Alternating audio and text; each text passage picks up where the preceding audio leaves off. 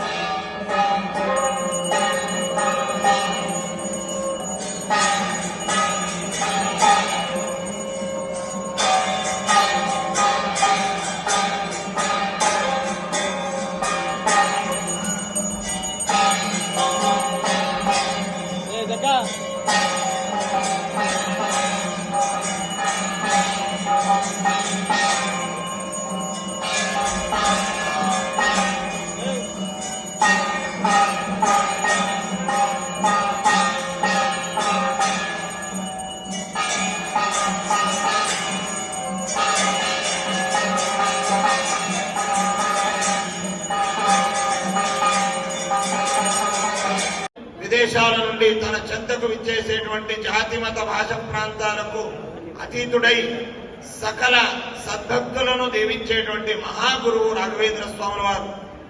అందువలననే కన్నడంలో దేవరెందరే తిరుపతి తిమ్మప్ప కొరగలెందరే మంత్రాలయ రాగప్ప అనేటువంటి ఒక సామెత. ఈరోజు భగవంతుడు వివిధ అవతారాలతో రూపాన్ని ఆయన అవతారాన్ని ఎత్తినప్పటికీ కలియుగ ప్రత్యక్ష దైవంగా కొనియాడేటువంటి తిరుమల కొండపై విరాజమైనటువంటి వెంకటేశ్వర స్వామి కలియుగ ప్రత్యక్ష దైవంగా పిలువబడుతున్నాడు. అలాగే ఆయన ఆశీస్సులతో జన్మించినటువంటి మహాగురువులు రాఘవేంద్ర స్వాముల వారు.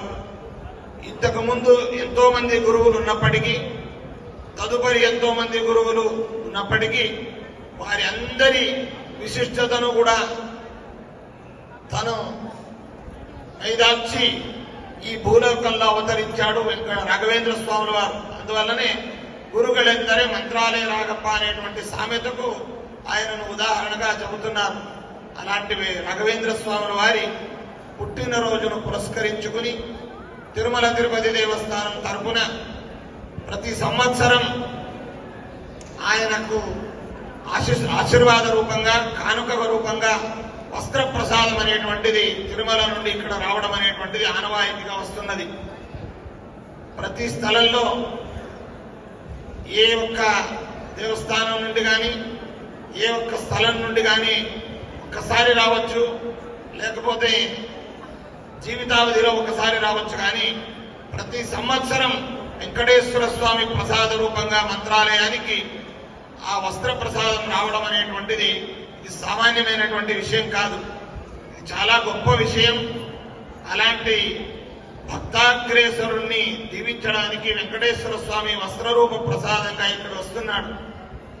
ఆయన పుట్టినరోజుకు, అలాగే ఆయన బృందావన ప్రవేశం చేసినటువంటి ఆరాధనోత్సవాలకు, తదితర ఉత్సవాలకు ఈ వస్త్ర ప్రసాదం అనేటువంటిది రావడం తిరుమల తిరుపతి దేవస్థానానికి, మంత్రాలయ మఠానికి ఉన్నటువంటి అనుబంధ సూచకం.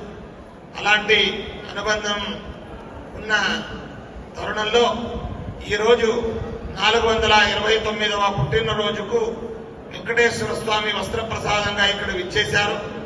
వెంకటేశ్వర స్వామి వేరే కాదు, వస్త్రరూపమైనటువంటి ప్రసాదం వేరే కాదు. ఎందుకంటే ఆయన ఈ వస్త్రంలో విశేషంగా